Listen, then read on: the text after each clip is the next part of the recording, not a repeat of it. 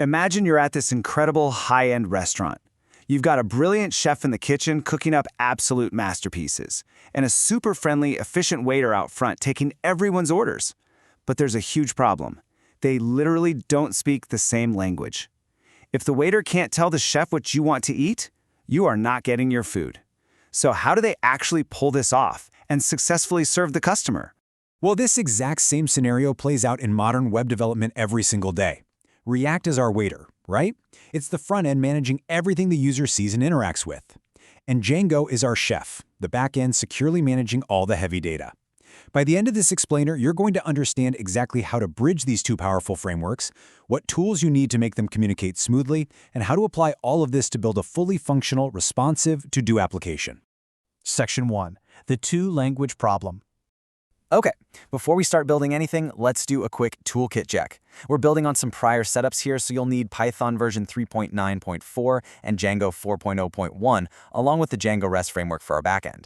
On the front-end side, we'll need React 17.0.2, Axios, and Bootstrap 4.5.0 just to make everything look good and responsive.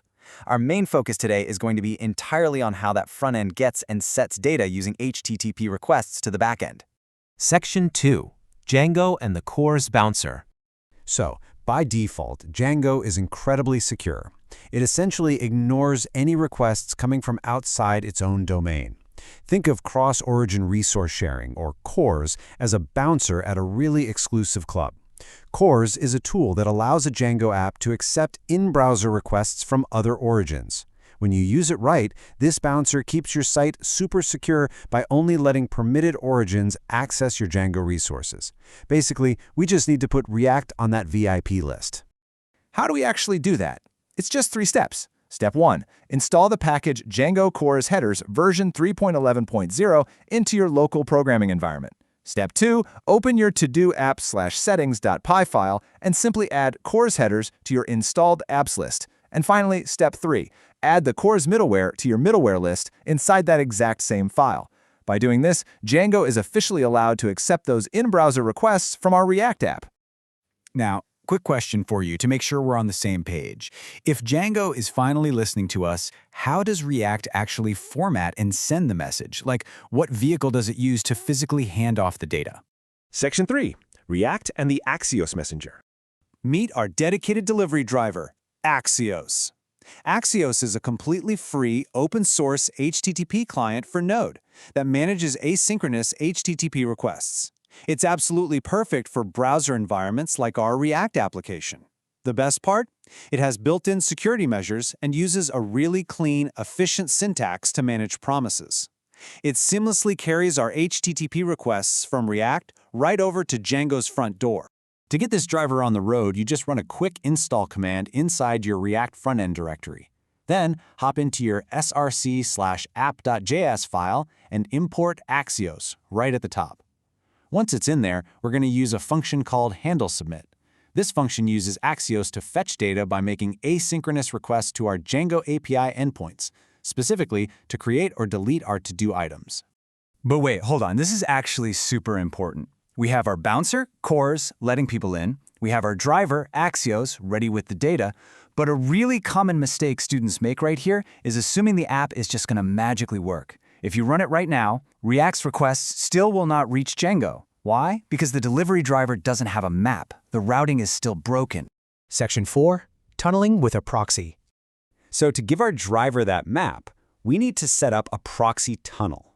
The React app has to know exactly where the Django app is living so it can tunnel those API requests straight to it. Since we're in a local development environment, Django is sitting right at localhost 8000. To fix this, just open up your React frontend/package.json file. Inside, you're going to add one simple line of proxy code pointing directly to http://localhost/8000. That's it. With that single line, your React app now knows exactly where to tunnel all its API requests, ensuring Django receives and handles them perfectly every single time. Section 5. Testing the complete application. Okay, now that we understand the plumbing, it's time to test it all out.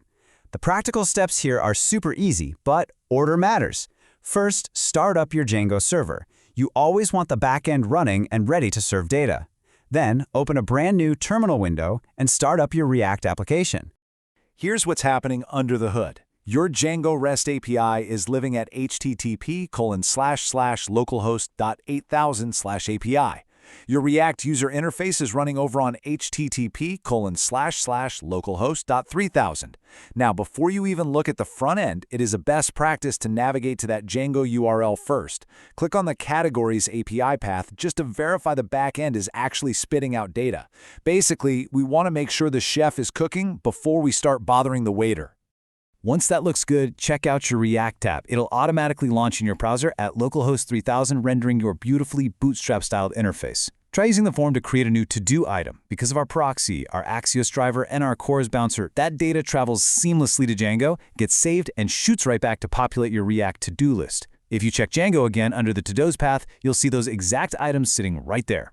To wrap this all up, we've successfully decoupled our application using Django for data and React for the interface, and bridged them brilliantly using cores and Axios. But let me leave you with this final thought. Because the front end and back end are entirely separate now, how would this architecture adapt if we completely swapped out React for, say, a Web 3.0 blockchain interface? Honestly, Django wouldn't even blink. That is the true power of a decoupled architecture, and it's exactly what we're going to explore in our next explainer. Catch you then.